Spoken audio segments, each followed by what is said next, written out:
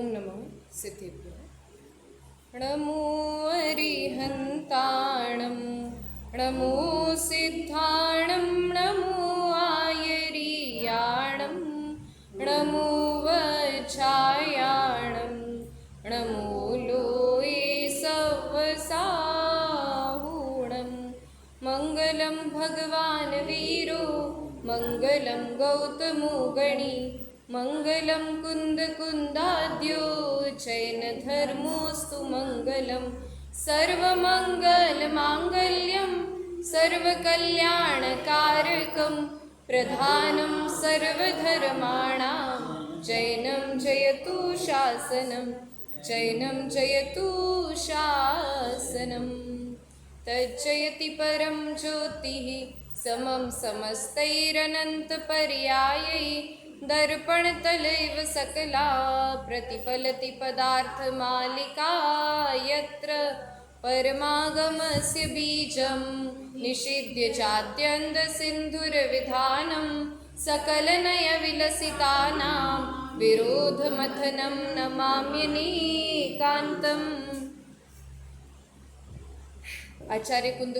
आचार्य अमृतचंद्र देव द्वारा विरचित पुरुषार्थ सिद्धि उपाय नामक ग्रंथ अपर नाम जिन प्रवचन रहस्य कोश हमारे समक्ष विराजमान है, जिसके हम चर्चा कर चुके थे 7वें श्लोक पर हमारी चर्चा चल रही थी। 6 श्लोकों पर हमने चर्चा कर ली थी।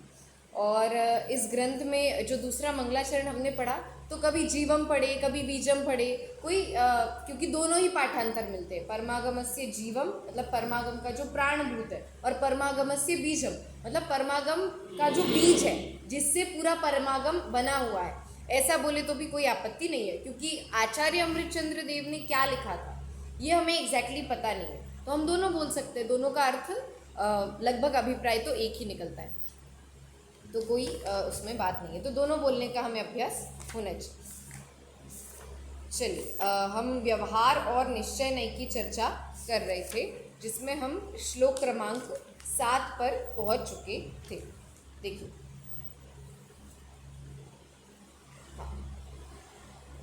पृष्ठ क्रमांक 32 पर श्लोक नंबर 7 की चर्चा हम आज करने वाले हैं। बहुत ही छोटी टीका और भावार्थ है इसका, परंतु बात बहुत ही ज़्यादा अच्छी की गई है इसमें। केवल व्यवहार नय के श्रद्धान होने का कारण बताते हैं। अब जिन जीवों को केवल व्यवहार नय का ही श्रद्धान है, जो सिर्फ व्यवहार को ही धर्म मानते हैं, उन जीवों को ऐसा क्यों है? ऐसा कोई कारण तो होगा ना कि वो व्यवहार को ही सब कुछ मान रहे हैं। ऐसा क्या कारण है कि उन्होंने व्यवहार को ही सब कुछ मान लिया है? उस कारण को यहाँ पर उदाहरण के साथ बताते हैं। हाँ, नहीं, निश्चय की तरफ गए नहीं, ये सबसे बड़ी बात है। पर एग्जैक्टली ऐसा हुआ क्या, क्यों नहीं गए निश्चय की तरफ, वो कारण इसमें बता रहे हैं। ठीक है, उसी की उत्थानिका है। श्लोक पढ़ते हैं, सभी मेरे पीछे दोहराइएगा। माणवक एव सिंहो यथा भवत्य नवगीत सिंहस्य व्यवहार एव हि तथा निश्चयतां यात्य निश्चयज्ञस्य। एक बार पूरा श्लोक बोलेंगे साथ में। माणवक एव सिंहो यथा भवत्य नवगीत सिंहस्य व्यवहार एव हि तथा निश्चयतां यात्य निश्चयज्ञस्य। ठीक है, शब्दों से अर्थ देख लेते हैं। कल हमने शॉर्ट में देखा था, आज इस पर विस्तार से चर्चा करेंगे। माणवक, माणवक मतलब होता है बिलाव। बिलाव बिल्ली के जैसा ही होता है जो बिलाव। एव ही, एव मतलब है ही। सिंहो सिंह है, बिलाव ही सिंह है। यथा मतलब जैसे। भवती अनवगीत सिंहस्य, अनवगीत मतलब जो जानता नहीं है। अनवगीत मतलब जो अपने ज्ञान में नहीं है, जो अपन ने जाना नहीं है। तो अनवगीत सिंहस्य मतलब कि ऐसा व्यक्ति जो सिंह को बिल्कुल भी नहीं जानता हो। ठीक है, व्यवहार एव हि तथा, व्यवहार ही है वैसा निश्चयताम, ऐसा निश्चय करता है। याति अनिश्चयज्ञस्य, जो निश्चय नय को नहीं जानता, जो निश्चय नय के स्वरूप को नहीं जानता वो क्या करता है, व्यवहार ही निश्चय है ऐसा मान लेता है। ये तो अपना संस्कृत के शब्दों से अर्थ था। मतलब अपन अगर संस्कृत के शब्दों से अर्थ जानेंगे तो केवल श्लोक पढ़कर ही हमें समझ में आएगा कि इसमें भाव क्या है। और इससे ज्यादा अच्छी बात हो क्या सकती है कि हम डायरेक्ट आचार्य देव की वाणी को बिना किसी मिलावट के सुन रहे हैं। समझ में आए, जिसको ज्ञान नहीं है उसको मिलावट देखकर भी इस प्रकार का होता है। हाँ हाँ, कुछ निकलना चाहिए। अब जब फिर और अर्थ को अच्छे से देखेंगे तब डायरेक्टली श्लोक से अर्थ समझ में आएगा, तो जो आनंद आएगा वो अलग ही होगा। वो हिंदी पढ़ने में वो आनंद नहीं है जो संस्कृत पढ़ने में आता है। ठीक है, देखिए अन्वयार्थ, जिस प्रकार सिंह को सर्वथा न जानने वाले पुरुष के लिए बिलाव ही सिंह रूप होता है, निश्चय से उसी प्रकार निश्चय नय के स्वरूप से अपरिचित पुरुष के लिए व्यवहार ही निश्चय नय को प्राप्त होता है। अब क्या है, नय की परिभाषा जब हम देखते हैं तो नय की एक परिभाषा आती है संस्कृत में, नयति इति नयः। नयति मतलब होता है जो ले जाता है। नय की एक परिभाषा ये है संस्कृत में कि जो हमें ले जाता है वो नय कहलाता है। तो व्यवहार नय भी क्या था, हमें निश्चय तक ले जाने के लिए था, और निश्चय नय क्या था, हमें वस्तु तक ले जाने के लिए था। मतलब वो नय हमें कहीं ना कहीं ले जाते हैं। तो जहाँ जाना है, जहाँ पहुँचना है, उस पर लक्ष्य होना चाहिए। जैसे किसी छोटे बच्चे को हम छत पे ले गए और छत पे लेकर रात को उसको बोला कि बेटा ये देख, ये चंद्रमा है। अब वो बच्चा चंद्रमा को नहीं देखकर हमारी उंगली को ही देखने लगे और इसको ही चंद्रमा समझ ले तो काम नहीं चलेगा, ये थोड़ी चंद्रमा है। वैसे ही हमको क्या है, हमको देखनी है वस्तु किसके सहारे से, नय के सहारे से। तो हम नय के सहारे से वस्तु को देखना है, हम नय को नहीं देखना।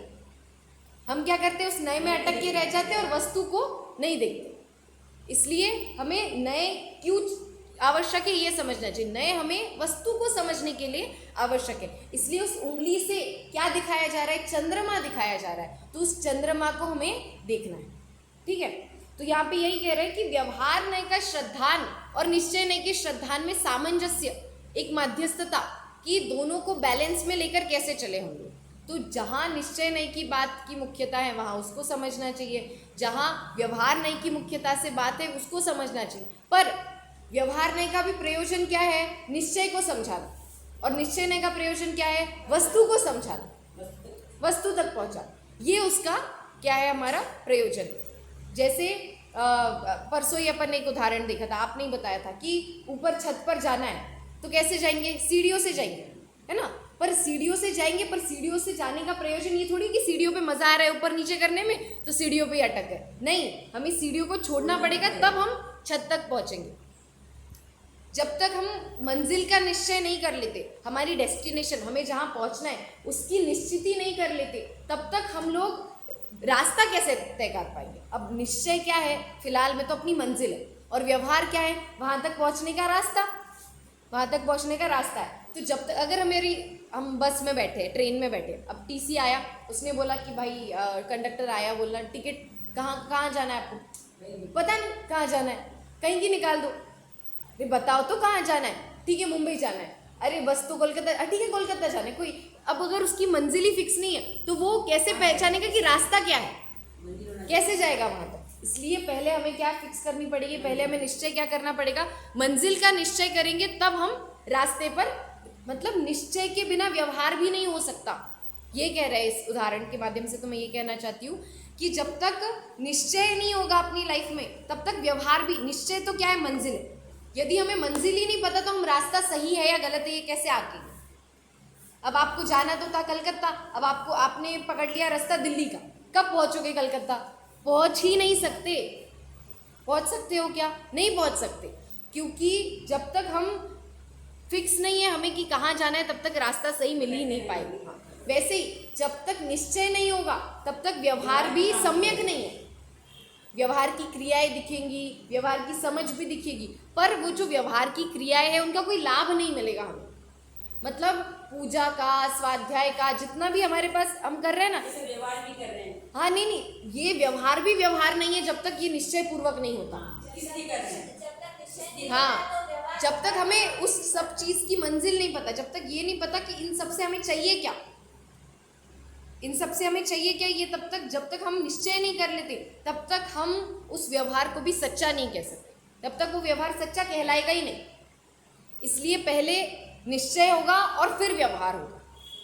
जब तक निश्चय नहीं होगा तब तक व्यवहार भी व्यवहार नहीं कहलाएगा, वो सिर्फ कैसी कोरी क्रियाएं हैं जिसका कोई अर्थ नहीं। थोड़ा बहुत शुभ बंध, थोड़ा बहुत पुण्य बंध हो सकता है, पर जो सातिशय पुण्य बंध निश्चय के साथ व्यवहार करने में होगा वैसा पुण्य बंध कोरा व्यवहार करने में नहीं आएगा। हाँ, वो तो चौथे गुणस्थान, पहले गुणस्थानी में जितनी भी क्रियाएं करी है, जितनी भी हम सारी क्रियाएं करते हैं, वो सारी क्रियाओं से हमारे भाव शुभ रूप बनते हैं, पर वो शुभ भी कैसा है, बंध आश्रव बंध का ही कारण है। और उसके साथ जो निर्जरा, हमारा प्रयोजन तो क्या है, हमें संवर निर्जरा और मोक्ष करना है, आश्रव बंध हमारा प्रयोजन नहीं है। तो अभी इस भूमिका में जितनी भी हम क्रियाएं करेंगे, परिणाम कितने भी अच्छे रहेंगे, तो हमें किसकी अधिकता होगी अपने कर्मों में, आश्रव की ही और बंध की ही अधिकता होगी, संवर निर्जरा की अधिकता नहीं है। और जब सम्यक दृष्टि बनेंगे तब कैसी निर्जरा होती है, असंख्यात निर्जरा होती है। आश्रव बंध तो कम और निर्जरा ज्यादा होती है, तो ऐसी निर्जरा हमें अपने जीवन में चाहिए। इसलिए व्यवहार भी सच्चा कब कहलाएगा, जब निश्चय होगा, जब निश्चय होगा तभी कहलाएगा व्यवहार। मंदिर आने का हमारा एक एम तो रहना चाहिए, नहीं किसने आ रहे हैं। हाँ, बस एक मंदिर के आप कोई भी काम करो, कोई भी काम करते हैं, अपन रोज मंदिर का तो रोज का ही है, नहीं है मैं अपना रोज आ रहे हैं, और केवल मंदिर आए भगवान के दर्शन करे, पढ़ लिया चले गए, तो ये तो केवल व्यवहार। बस यही बात आगे कह रहे हैं अभी, आगे टीका भावार्थ में भी बस यही बात है आप जो अभी कह रहे हो कि बिना निश्चय के व्यवहार भी सच्चा नहीं होता।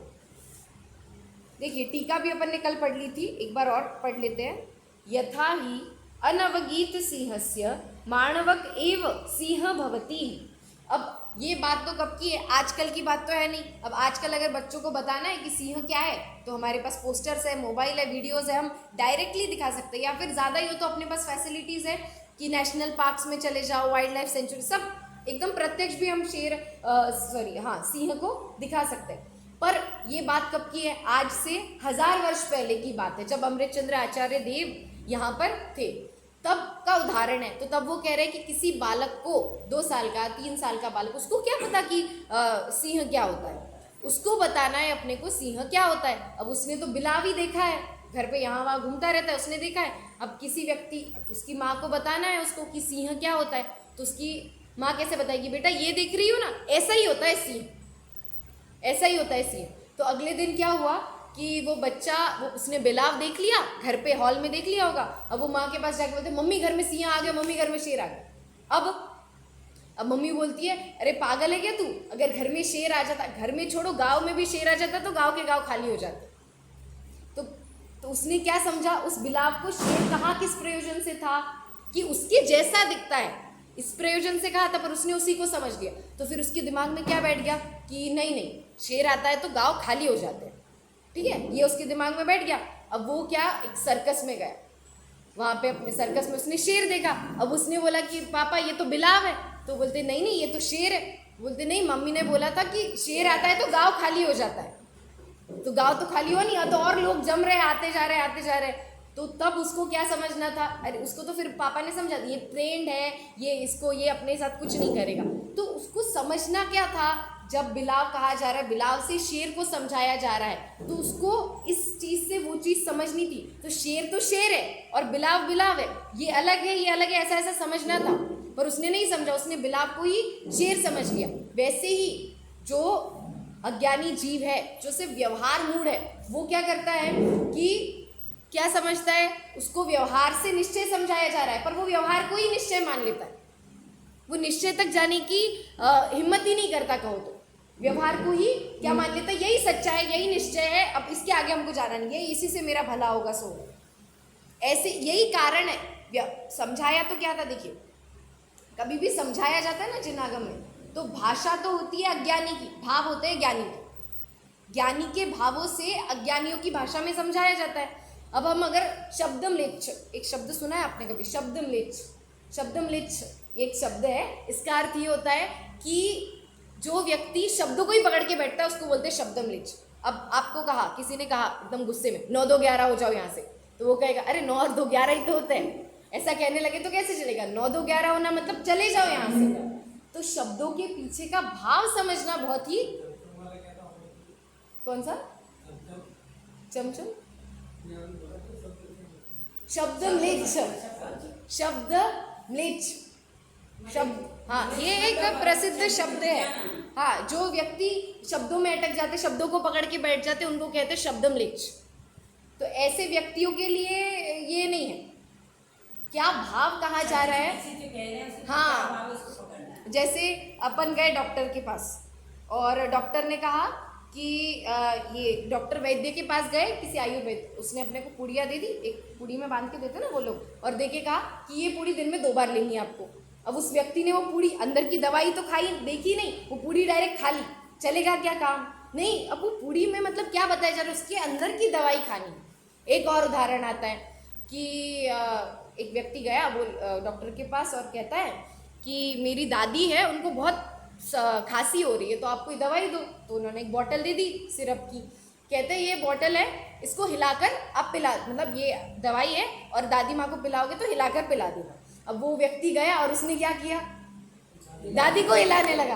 अब दादी तो हो गई बेहोश, कैसे चलेगा, ऐसे काम नहीं चलेगा। तो जो शब्दों को पकड़ के बैठ जाते हैं वो लोगों के काम लौकिक में भी नहीं चलते, तो अलौकिक मार्ग में कैसे चलेंगे? चल ही नहीं पाएंगे। तो हमें शब्दों को नहीं पकड़ना है, शब्दों के पीछे जो भाव कहा जा रहा है उस तक पहुंचना है। निश्चय से व्यवहार से निश्चय की बात को पकड़ना है और निश्चय से वस्तु को पकड़ना है। ये हमारी मंजिल है, ये हमारा रास्ता होना चाहिए। ऐसे हमको वस्तु तक पहुंचना है। तो वस्तु तक पहुंचने के लिए इसको भी, अपने को नयों को छोड़ना ही पड़े। यहाँ पे क्या कह रहा है, उदाहरण तो अपन ने समझ लिया। जिस प्रकार निश्चय से जिसने सिंह को नहीं जाना है उसके लिए बिलाव ही सिंह रूप होता है, तथा अनिश्चयज्ञस्य, अनिश्चयज्ञस्य मतलब जो निश्चय को नहीं जानता, व्यवहारः एव निश्चयताम याति, उसी प्रकार जिसने निश्चय का स्वरूप नहीं जाना है उसको व्यवहार ही निश्चय रूप हो जाता है, अर्थात व्यवहार को ही निश्चय मान बैठता है। भावार्थ, जिस प्रकार बालक सिंह को नहीं पहचानता हुआ बिलाव को ही सिंह मान लेता है, उसी प्रकार अज्ञानी जीव निश्चय के स्वरूप को न पहचानता हुआ व्यवहार को ही निश्चय मान लेता है। उसका स्पष्टीकरण करते हैं। अब ये तो श्लोक का अर्थ हुआ कि जो व्यक्ति, जैसे किसी बालक को बताया था कि बिलाव ही सिंह है, तो उसने उसी को मान के सिंह को भी बिलाव रूपी मान लिया। वैसे ही जो अज्ञानी जीव है उनको व्यवहार बताया था निश्चय के लिए, उसने क्या कर लिया, व्यवहार को ही निश्चय मान लिया और उसी के साथ अपनी जिंदगी जीने लगा और उसी में मस्त हो गया कि व्यवहार ही सब कुछ है।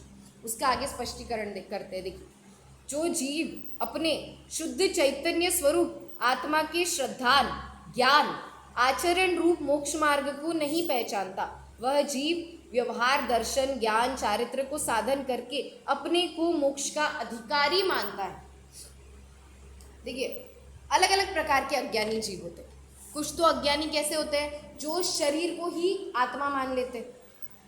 ऐसे जीव होते हैं जो शरीर को ही, मतलब अपन ने कभी ये बात सुनी नहीं, तो आज तक तो अपन यही मान रहे थे ना कि मैं मतलब कौन, ये शरीर से, यही मैं हूँ, जो दिख रहा है यही मैं हूँ।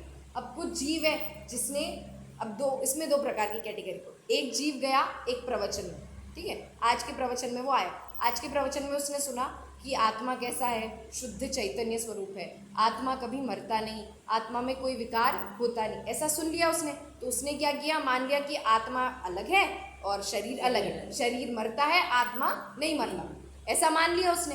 अब ऐसा मानने पर वो क्या कर रहा था, चल रहा था, चलते चलते उसने एक चींटी देखी और देख के ही मार दी। फिर अपन ने पूछा उससे कि क्यों भाई, क्यों मारी? बोलते अरे कैसी बात करते हो, अभी तो आपने बताया कि शरीर, आत्मा तो मरता नहीं है और शरीर तो वैसे ही मुर्दा है, क्या फायदा, मार दो उसको। आप क्या कहना चाहोगे इसको? नहीं समझाना उसने, समझने की बात नहीं। इसलिए ये समझना आवश्यक है कि हमने वो कथन किस नए से कहा था, निश्चय नए से कहा था ना वो कथन की शरीर अलग है, आत्मा अलग है, पर अभी उसकी जो संयोग रूप अवस्था हुई है, इससे उसको वो त्रस पर्याय मिले। कितनी कीमती है वो त्रस पर्याय, इतनी कीमती है कि अब उसके बाद वो पंचेंद्रिय मनुष्य हो सकता है ना, मतलब अब उस पर्याय में भी उसका तो एकत्व है, उसका भी अपना जीव प्राण आयु जितनी होगी, ठीक है, उसकी तो आयु तभी पूर्ण होगी, तुमने मार दिया, उसकी अपनी योग्यता, पर तुमने मारने के भाव किए ना, मारने के भाव किए, अब इस भाव से तुम्हें बंध होगा, अब वो चीटी तो गई, उसका तो वो चलो आप कहोगे नहीं मैंने उसको मार के मुक्त कर दिया, उसने अगली भव की आयु मनुष्य की बांधी हो तो उसको बाद में मिलने वाली थी, मैंने तो पहले ही दे दी, ऐसा आप कह सकते हो। पर उसका तो ठीक है, जो हुआ सो हुआ, आपने अपने भाव बिगाड़े।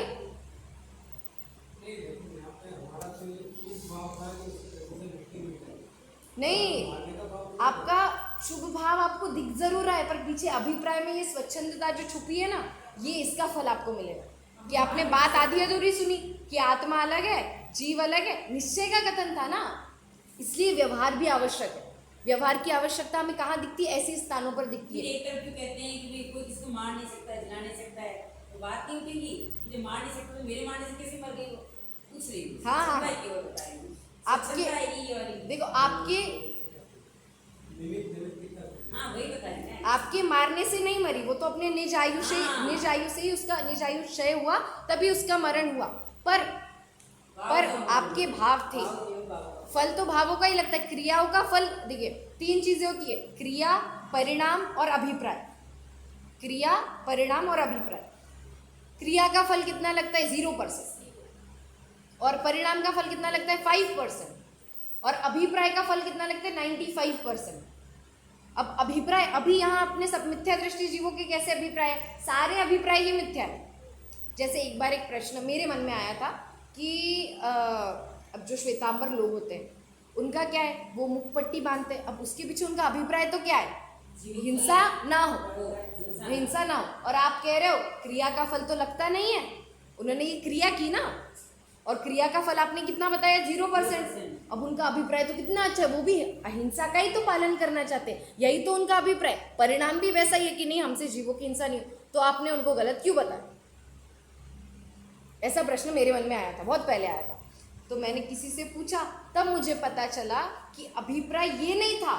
अहिंसा उनके दिमाग में है तो ये उनका परिणाम जरूर है, पर अभिप्राय उनका गलत ही है, क्योंकि उनकी सर्वज्ञता, वीतरागता के बारे में जो मान्यता है वो उल्टी है। मूल बात है ना, ये तो अपने जनागम का मूल है, और ये मूल बात ही उनके दिमाग में उल्टी है, इसलिए उनके सारे अभिप्राय उल्टे हैं, इसलिए उनकी वो क्रिया भी उल्टी कहलाई।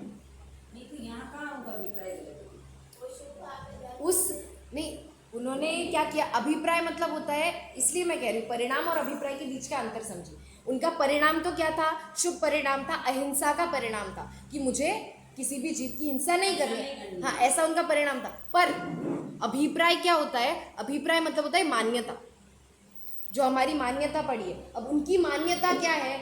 उनके जितने भी उनके धर्म में जैसा भी उत्पत्ति हुई है श्वेतांबर मत की, तो उसके मत में उनकी मान्यता क्या है कि जो भी उनकी वीतरागता से संबंधित, जो भी उनकी सर्वज्ञता से संबंधित मूल जो अपनी है वो उनकी उल्टी है, इसलिए उनकी क्रियाएं भी कैसी है, इसलिए उनको अभिप्राय का फल भी उल्टा ही लग रहा है। मुझे भी यही लगता था कि अभिप्राय तो उनका अहिंसा का ही है ना, तो उनको गलत क्यों कह रहे हैं? ऐसा प्रश्न आया था मेरे मन में। फिर मुझे जाके पता चला अभिप्राय मतलब तो होता है ये मान्यता, और मान्यता उल्टी है तो सारे खेल उल्टे। मतलब एक, जैसे अपन ने नीचे एक घड़ा उल्टा रख दिया तो ऊपर के सारे घड़े कैसे हो जाएंगे? उल्टे उल्टे। वैसे ही ये अभिप्राय उस पहले घड़े की तरह, जो उल्टा है तो उसके ऊपर आप कुछ भी करो सब कैसा हो जाएगा? उल्टा ही हो जाएगा। ठीक है?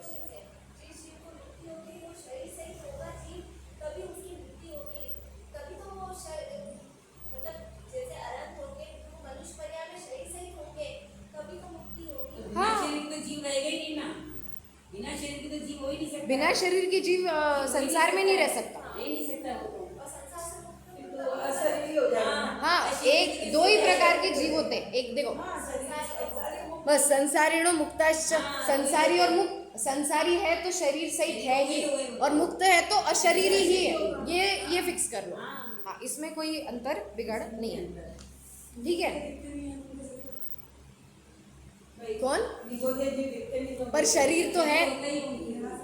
हाँ, यहाँ तो वो बात अलग है कि अपने को दिखती है या नहीं दिखती। अपने को तो बहुत सारी चीजें नहीं दिखती। अब आपको हवा दिख रही है क्या? नहीं, पर वायु का एक जीव की भी शरीर होता है, सबके शरीर होता है। बिना शरीर के कोई भी संसार में नहीं रहता।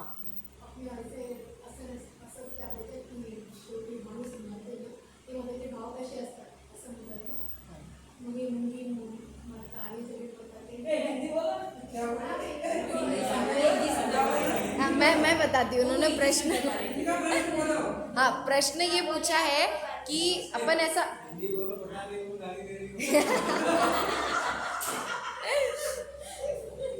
नहीं नहीं, इनका प्रश्न कुछ ऐसा था कि अपन मनुष्य जब मरते हैं तो अपनी अगली आयु का निर्धारण किससे होता है? अपने कहते हैं ना कि 8 कुछ अपने को मौके मिलते हैं आयु बंध के, अगर नहीं हुए तो एकदम अंत समय में उस अंतर मुहूर्त में जो अपने भाव होते हैं उस हिसाब की आयु बंध जाती है। तो अपना तो ठीक है, अपन तो भाव करते हैं, अपने पास मन है, पर बाकी जो जिनके पास मन नहीं है उनका क्या? मन नहीं है पर ज्ञान है। बिना ज्ञान के कोई जीव कैसे होगा? बिना ज्ञान के कोई जीव, ज्ञान के बिना जीव ही नहीं होता, फिर वो जीव क्या कहलाएगा उसके पास ज्ञान नहीं? तो फिर जो इनके पास मन नहीं है उनके पास ज्ञान तो है। जैसे जो वो एक टच मी नॉट प्लांट होता है, मतलब वो छुई मुई का, हाँ वो वाला, उसको अपन हाथ लगाते हैं तो उसको ज्ञान है, इसलिए तो वो चिपक जाती है। अब पेड़ बढ़ते हैं घटते हैं, ये सारी चीजें जो हमें दिखती है, ये भी कैसे एक इंद्रिय जीव ही है ना, इनकी भी अगली पर्याय होगी, इन्हीं से निकल के तो त्रस पर्याय होगी। तो इनमें ज्ञान का घटना बढ़ना, तीव्रता मंदता ये होती रहती है अपने आप, उनके करने से नहीं होती, ये अपने आप होती रहती है। अब यहाँ पे हम कह सकते हैं कि हाँ उनकी योग्यता होगी तब वो बनेंगे, क्योंकि अब उनके करने का कुछ वहाँ पे इतना बचा नहीं है, अब उनमें इतनी ज्ञान की अधिकता नहीं है कि वो इतना सब सोच सके, इतने शुभ अशुभ क्या होता है इतना वो समझ ही नहीं सकते। तो उनकी अपनी योग्यता अनुसार वो अपने भाव और अगला भाव होता है। अपने पास तो है ये शक्ति। और कभी भी पता है एक रूल है, एक क्या कहते हैं उसे, नियम है, जब आयु बनती है ना तो ऐसे अपने मध्यस्थ भावों में आयु नहीं बनती, तीव्रता में बनती। अगर आपकी अगली आयु नरक की बननी होगी तब तीव्र, इतनी तीव्र कषा होगी तब बंधेगी, या देवगति होगी जब तीव्र शुभ भाव होंगे तब। ऐसी मंद भावों में अब कभी भी आयु नहीं बनती।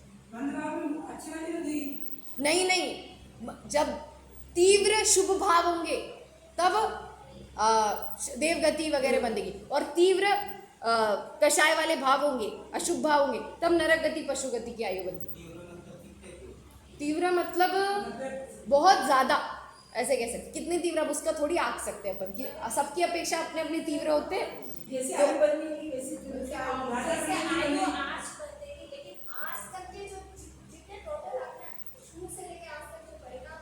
उसका कोई फर्क नहीं पड़ता। उस समय आयु बंधेगी तो उस समय बंधेगी। अब उस समय आपके जैसे भाव होंगे वैसी आयु बंधेगी। हाँ, अब बचपन में ही आयु बननी होगी किसी की तो वैसे भाव बनेंगे।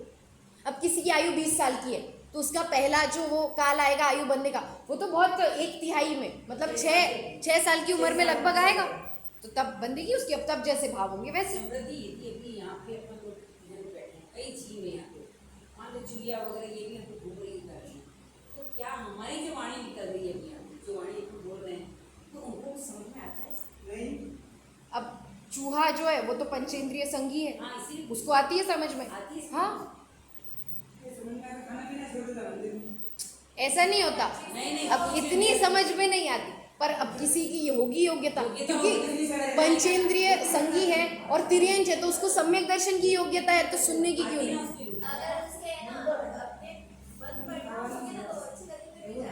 हाँ, वो अपनी बात वो समझ भी सकता है, पर अपन अपने को चूहे पे अपने को अपनी ही नहीं समझ आ रही है तो अपन चूहे की क्या करें? हाँ, तो अब होगी उसकी रुचि, वो देख लेगी अपनी। तो सबकी अपनी अपनी होती है। मैं कह रही थी आयु बंद कब होता है? जब तीव्रता होती है तब आयु बंद होती है। जब भावों की तीव्रता होती है तभी आयु बंद होती है। हाँ, मंदता में नहीं। और ऐसा कहते हैं मनुष्य आयु कब बनती है? जब देखो पुण्य की अधिकता हो तो क्या बंधेगी? देवगति। पाप की अधिकता हो तो नरक पशु गति। और जब पुण्य पाप की समानता हो जाती है ना तब बनती है मनुष्य गति। ये कर्मों की अपेक्षा, ये कर्मों की अपेक्षा, ठीक है। भावों की अपेक्षा है, तत्वार्थ सूत्र में सूत्र है अल्पारंभ परिग्रहत्वम मानुषस्य, फिर दूसरा है स्वभाव मार्दवम च। 2 सूत्र दिए। पहला है अल्प आरंभ और अल्प परिग्रह का भाव हमें मनुष्य गति तक ले जाता है।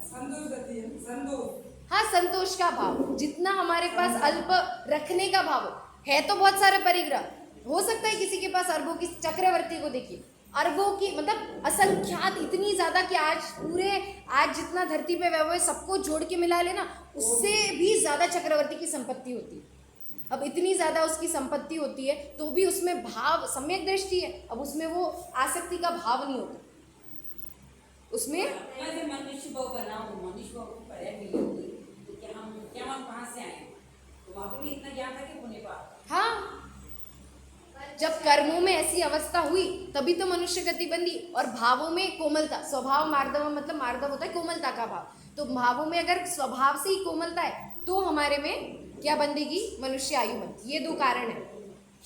मनुष्य गति मिलने से पहले आप मनुष्य गति में आए, हाँ, वहाँ पे कैसे भाव बनेगा मनुष्य गति में? ये भाव बने अल्प आरंभ परिग्रह के, स्वभाव में कोमलता के, सरलता के, तब हमें मनुष्य गति मिली। अब मनुष्य गति में आकर ये भाव बंदे भाव हो ये जरूरी नहीं है। अब ऐसे भाव करेंगे तो फिर मनुष्य गति मिलेगी।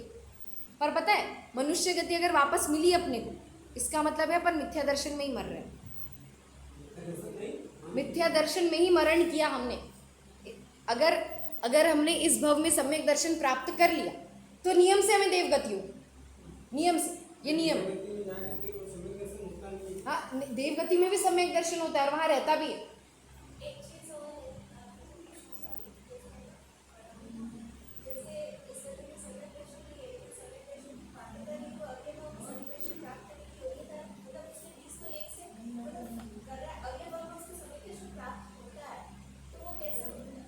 अगले वो यहाँ से जो सुन के जाते हैं, पूर्व के यहाँ से संस्कार से संस्कार हो सकता है।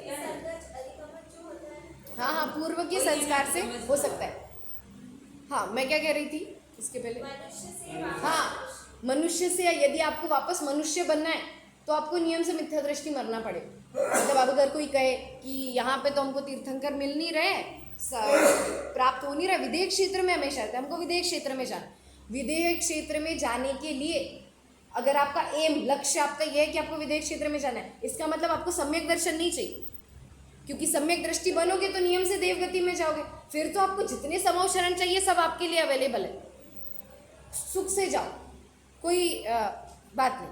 पर अगर आपको मनुष्य गति वापस चाहिए तो जो मिथ्या दृष्टि होगा उसको ही संभावना है कि उसको मनुष्य गति फिर मिले। इसलिए अभी सम्यक दर्शन प्राप्त करके फिर देवगति में जाओ। देवगति की तो आयु बहुत लंबी होती है, वहाँ पे अच्छे से सुख भी भोगो, सम्यक दृष्टि है तो आत्मानुभव तो नहीं जाएगा। हाँ, फिर वही तो चतुर्थ। अरे नहीं भी आए तो विदेश क्षेत्र में तो चल ही रहा है ना, तो वहां से मर के विदेश क्षेत्र में गए फिर डायरेक्ट मोक्ष। शॉर्टकट हो गया। तो अभी सम्यक दर्शन प्राप्त कर लिया तो शॉर्टकट है, बाकी तो आप भले कितना लंबा चले, नहीं तो फिर क्या मिथ्या दृष्टि मरो, पता नहीं वापस मनुष्य गति मिले नहीं मिले, दूसरी कोई गति में फिर घूमते रहो। मिल भी गई विदेश, चलो मिल गई, आप कहो नहीं हम तो विदेश क्षेत्र में बहुत तीव्र इच्छाएं गए आप विदेश क्षेत्र में, क्या गारंटी कि आप उसी आर्यखंड में जन्म लोगे जिस आर्यखंड में सिमंदर, युगमंदर, बाहु, सुबाहु, स्वयं प्रभ जितने भगवान है 20 तीर्थंकर वो होंगे ही, क्या गारंटी है? और हुए भी तो क्या गारंटी आप जैन और जैन भी बन गए आप तो क्या गारंटी? अभी भी तो जैन ही हो ना, वहां जाके भी आपको सम्यक दर्शन ही करना है, अभी भी जैन हो, अभी भी सम्यक दर्शन तो कर ही सकते हो ना, वहां तक जाने का क्या इंतजार कर, है कि नहीं? इसलिए अभी अवसर है तो अभी कर लो, आगे मिले नहीं मिले पता नहीं। तो यहाँ क्या कह रहे हैं कि जो जीव अपने शुद्ध चैतन्य रूप आत्मा के श्रद्धान, ज्ञान, आचरण रूप मोक्ष मार्ग को नहीं पहचानता और क्या करता है, व्यवहार, दर्शन, ज्ञान, चारित्र का साधन करके अपने आप को मोक्ष का अधिकारी मानता है। अपने आप को क्या मानता है? मोक्ष का अधिकारी मानता है। ऐसे जीवों की यहाँ पर चर्चा करें। वो है जो सिर्फ व्यवहार सम्यक दर्शन, व्यवहार से सम्यक दर्शन क्या है? देवशास्त्र, गुरु का श्रद्धान। व्यवहार से सम्यक ज्ञान क्या है? जिनवाणी का ज्ञान।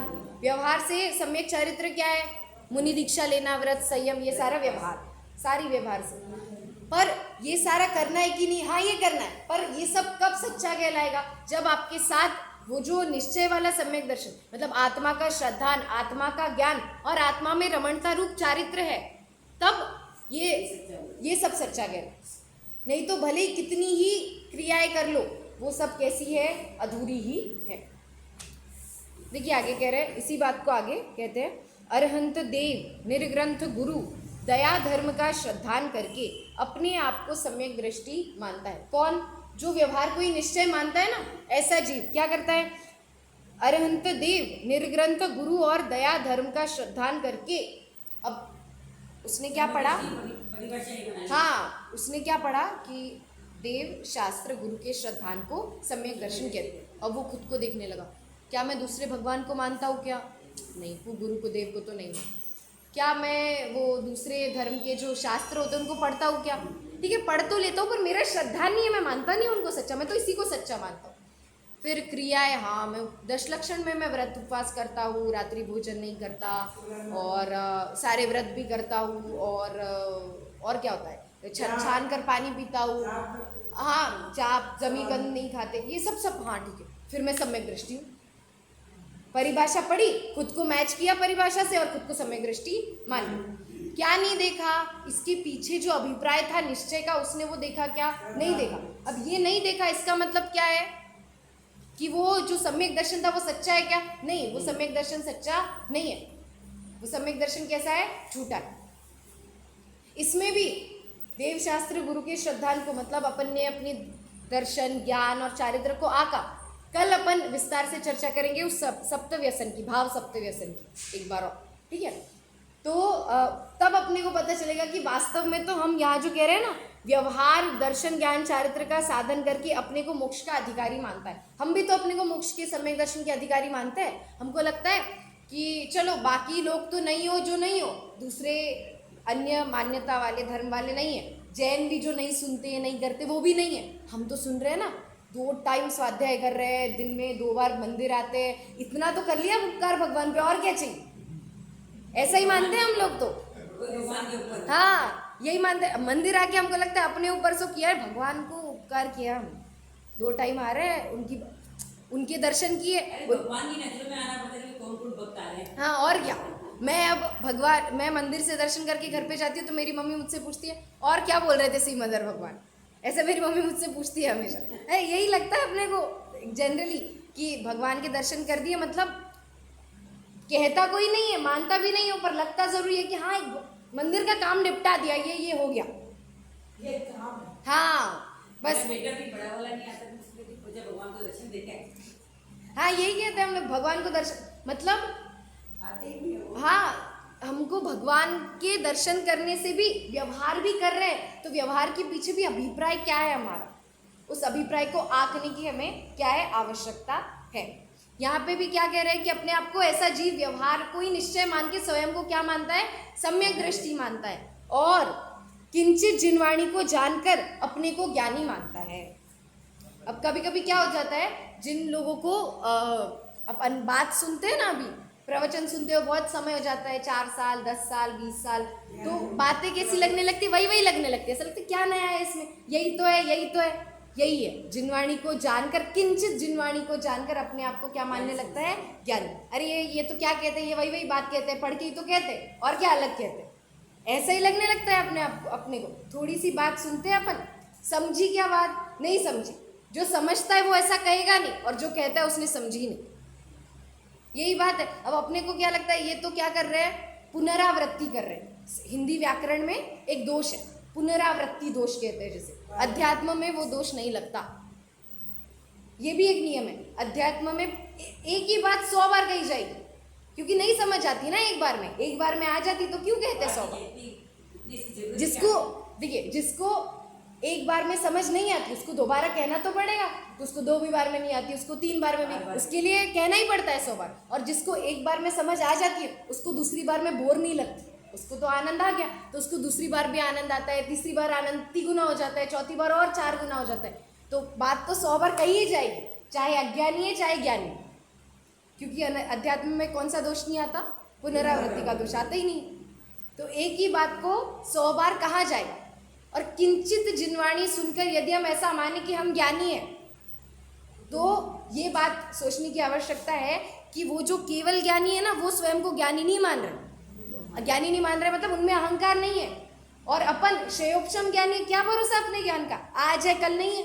अब कल हमने दिन भर में क्या क्या किया सब याद है क्या आपको? नहीं। कल शाम को क्या खाया था ये भी याद नहीं होगा ढंग से, सोचना पड़ेगा। हाँ ये तो बहुत दूर की बात है, खाने में रुचि है ना, इसलिए मैंने खाने की बात की, खाने में तो अपनी रुचि है। तो कल शाम को क्या खाया था 2 मिनट सोचना पड़ेगा कि क्या खाया, ऐसा अपना है श्रेयोपशम ज्ञान। और इस किंचित ज्ञान में भी हमें क्या है? मद है ज्ञान का, अहंकार है, घमंड है कि हमें कितना आता। एक दो ग्रंथ याद हो गए या फिर कुछ स्तुति याद है, पूजन याद है, तो हमें लगता है हमें बहुत आता। तो किंचित जिनवाणी सुनकर अपने आप को क्या मानते हैं? ज्ञानी। ये दूसरी भूल है। तीसरी क्या है? महाव्रतादि क्रिया का साधन करके अपने को चारित्रवान मानता है। किसमें चारित्र मानता है? कि मैंने ये महाव्रत आदि क्रिया कह दिए, हम तो और क्या करते हैं? एक आध दिन का, साल भर में एक आध वो अनंत चतुर्दशी के दिन, दशलक्षण के अंत के दिन उपवास आता है, वो करते हैं और उसी में हम तो एक दिन उपवास करते, हम बहुत चारित्रवान, हम बहुत पालन करते। कह रहे अरे अगर तुम षट आवश्यक की क्रियाओं का भी पालन करते हो तो मुनियों से तो कम ही है ना। और इसमें भी अपने को घमंड है कि हम कितना करते हैं, क्योंकि हम अपने को कंपेयर किससे करते हैं? जो करते नहीं है ना, उससे कंपेयर करते हैं। अब घर पे कोई व्यक्ति है जो बहुत रोज मंदिर जाता हो, पूजन स्वाध्याय खुद भी पढ़ता है, नियम चतुर्दशी अष्टमी को एकासन उपवास भी करता हो, और दशलक्षण आदि पर्वों में भी बहुत एकदम क्रियाएं सारी करता हो, वो अपने आप को किससे आगे का पता है? उससे जो कुछ नहीं करता।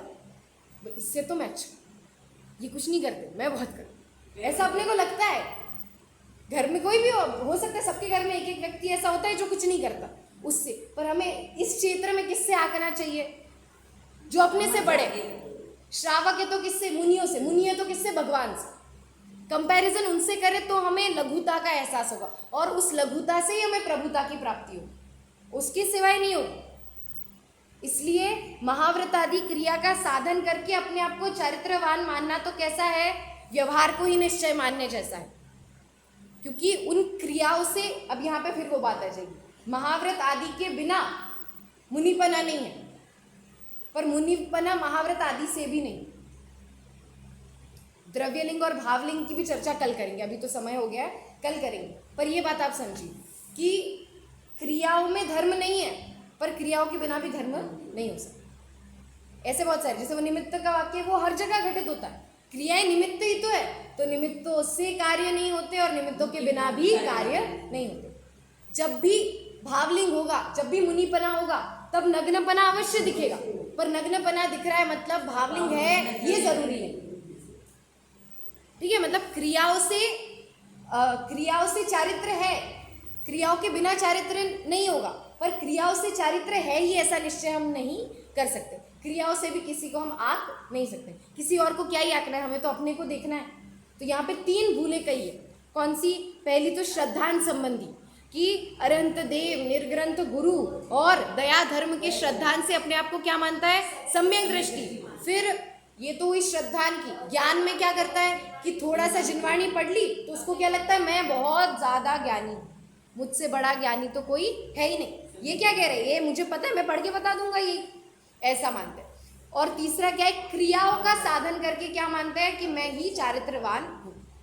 इस प्रकार वह शुभोपयोग में संतुष्ट होकर शुद्धोपयोग रूप मोक्ष मार्ग में प्रमादी है, इसलिए केवल व्यवहार नय का अवलंबी हुआ है।